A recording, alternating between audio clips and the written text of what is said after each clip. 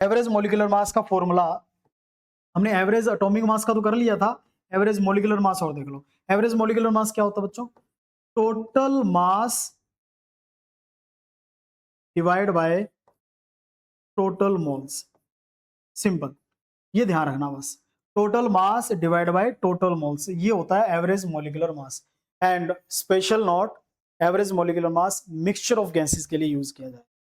कोई एक single, obvious सी बात है, एवरेज कोई सिंगल टर्म की थोड़ी निकाली जाएंगी, एक से ज्यादा ही होगी, एक से ज्यादा तो मिक्सचर है, तो मिक्सचर ऑफ गैसेस के लिए आप यूज करोगे ये टर्म एवरेज मॉलिक्यूलर मास। और इसका फॉर्मूला क्या होता है? Total mass by total moles, total mass by total moles. अब इसी के रिगार्डिंग अब यहां पर आपको अलग अलग कंपोजिशन दे देंगे, कभी परसेंटेज बाय मोल दे देंगे, कभी परसेंटेज बाय वॉल्यूम दे देंगे, तो उसको मास से मल्टीप्लाई करके आपके टोटल मास आ जाएगा और नीचे टोटल मोल्स, इससे डिवाइड कर दोगे एवरेज मॉलिक्यूलर मास निकल जाएगा।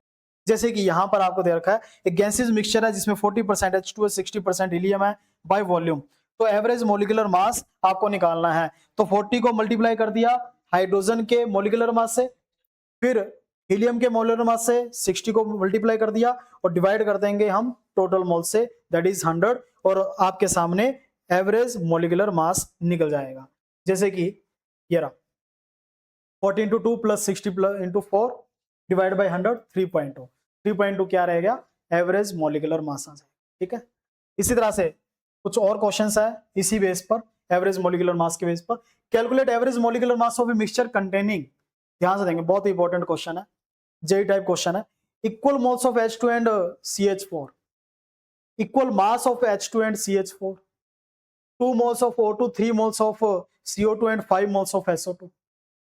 यानी कि 3 क्वेश्चन आपको दे रखे हैं, एवरेज मॉलिक्यूलर मास पूछ रखा है, तो किस तरीके से करोगे आप? तो सबसे पहले देखो यहां पर equal moles of H2 and CH4, आपके सामने बच्चों H2 और CH4 दे रखा है,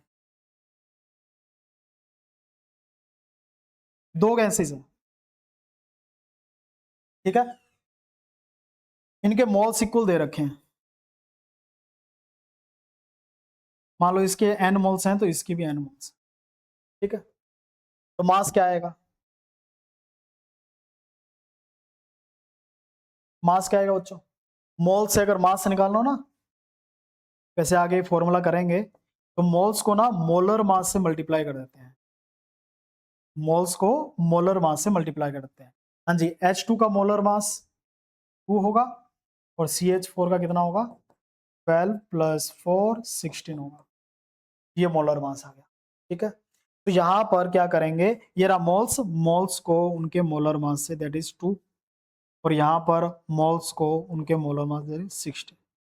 तो मोल्स अगर देखेंगे, अब टोटल निकाल रहे हैं बेटा, टोटल मोल्स जो निकालेंगे, टोटल मोल्स आएंगे 2n, और टोटल मास की अगर बात करें 16 प्लस 2 18n। तो क्या फॉर्मूला क्या बताया आपको एवरेज मॉलिक्यूलर मास का? टोटल मास कर दो, टोटल मास कितना है 18n, टोटल मोल्स कर दो, टोटल मोल्स 2n, तो जब आप करोगे कितना आ जाएगा? 9, तो 9 will be the right answer. क्या 9 आ रहा है? 9 आ गया। इस तरीके से करोगे। सेकंड पार्ट में मास सेम दे रखा है, equal mass of H2 and CH4, यानी कि मास दे रखा सेम। तो सेकंड पार्ट में क्या करोगे आप? चलो कर देता हूं, एक थर्ड वाला आप खुद ट्राई करना, एक मैं ये कर देता हूं। इस बार आपको जो मास है ना बच्चों,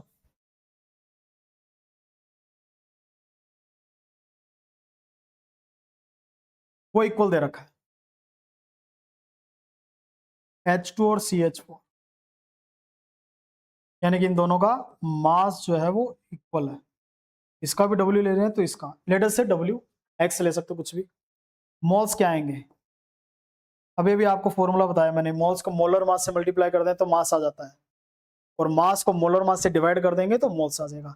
तो मास को मोलर मास इसका 2 डिवाइड कर दिया, मास को मोलर मास 16 डिवाइड कर दिया, तो इसका जो टोटल मास है वो 2W हो जाएगा, और मोल्स कितने हो जाएंगे? W/2 plus W/16। तो जब आप इसको सोल्व करोगे you will get the answer. I hope आपको समझ में आ गया होगा, ठीक है ना। तो total mass by total moles, इस तरीके से करोगे। सिमिलरली लास्ट में 2 moles oxygen, 3 moles CO2 5 moles SO2, इन सभी का सम अप करके निकाल सकते हो total mass by total moles, you will get the answer. ठीक है, अब नेक्स्ट देखो, average atomic mass of average molecular mass of a sample containing CO and CO2 is 32. Calculate percentage of CO in the sample. CO का percentage निकालना है। CO का percentage कैसे निकालें? जैसा मैंने अभी अभी दिया भी था क्वेश्चन आपको, मैंने रिवर्स करके दिया था बोरॉन वाला। मैंने कहा बोरस का एवरेज एटॉमिक मास अगर इतना है तो उनकी परसेंटेज निकालो। अगर मैं यहाँ पर आपको सोल्व कराऊँ तो वो आप यूज कर सकते हो। एक इसका शॉर्टकट बताता हूँ, एक ना RG फॉर्मूला, एक शॉर्टकट फॉर्मूला बता रहा हूँ जिसको मैं नाम दे रहा हूँ RG फॉर्मूला। तो RG फॉर्मूला आप यूज कर सकते हो इसके ऊपर। कैसे?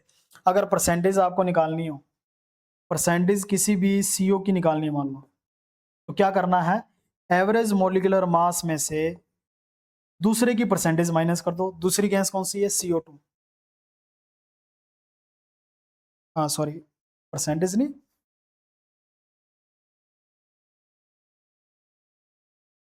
मास।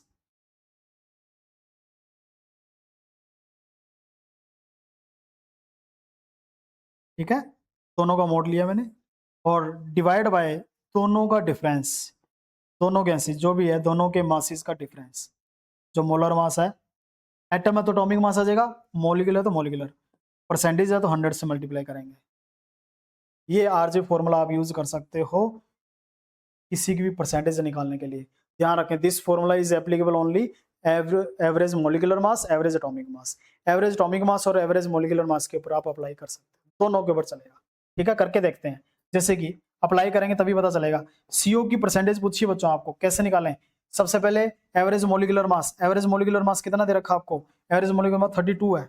हाँ जी, एवरेज मोलिकुलर कितना? 32 माइनस दूसरे का, दूसरा CO का पूछा है तो CO2 का मास कितना? 44।